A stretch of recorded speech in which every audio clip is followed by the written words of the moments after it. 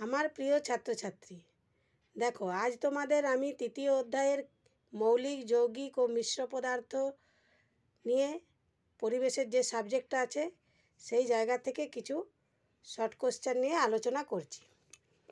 প্রথমেই বলি, দেখো তোমরা একটি তরল ধাতুর নাম কি না, একটা তরল ধাতুর নাম হচ্ছে পারদ। এই যে দেখো তোমরা পারদ।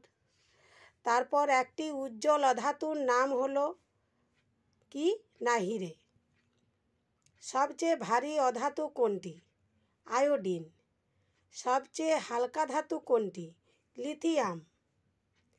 আচ্ছা, তারপর দেখো একটা কৃত্রিম মৌলের নাম লেখো। একটি কৃত্রিম মৌলের নাম লেখো। কি না নোবেলিয়াম। সবচেয়ে হালকা মৌলের নাম লেখো। হাইড্রোজেন। সবচেয়ে কঠিন মৌলিক পদার্থ কোনটি? হীরক। এই মৌলের নাম লেখো।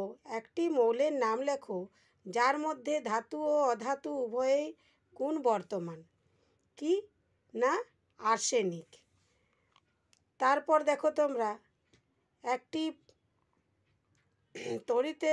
তড়িতের পরিবাহী নয় এমন একটি ধাতুর নাম লেখো, যেটা হচ্ছে টাংস্টেন।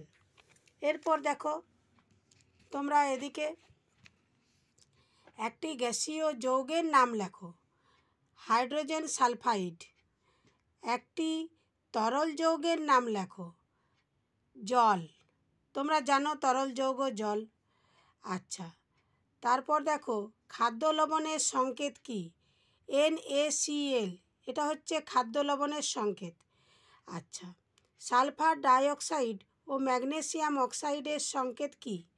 সালফার ডাইঅক্সাইডের সংকেত হচ্ছে দেখো SO2, আর ম্যাগনেসিয়াম অক্সাইডের সংকেত হচ্ছে MgO। নিষ্ক্রিয় মৌলের যোজ্যতা কত? 0। নিষ্ক্রিয় মৌলের যোজ্যতা সবসময় 0 হয়। আচ্ছা, নিষ্ক্রিয় মৌলগুলির পারমাণবিকতা কত? 1। পারমাণবিকতা হচ্ছে 1। এমন একটি মৌলের নাম লেখো যার যোজ্যতা 8। অসমিয়াম। যোজ্যতা 8, সেরকম মৌল হচ্ছে অসমিয়াম।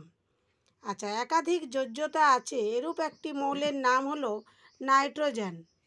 আচ্ছা, একটি ত্রিপরমাণু মৌলের নাম কি? ওজোন। ত্রিপরমাণু মৌলের নাম ওজোন। এই গেল তোমাদের কয়েকটি আমি শর্ট কোশ্চেন নিয়ে আলোচনা করালাম। যদি আমার চ্যানেলটি তোমাদের ভালো লেগে থাকে অতি অবশ্যই লাইক, শেয়ার এবং সাবস্ক্রাইব করতে ভুলো না। পরবর্তী ভিডিও আবার আমি নিয়ে আসবো তোমাদের সামনে।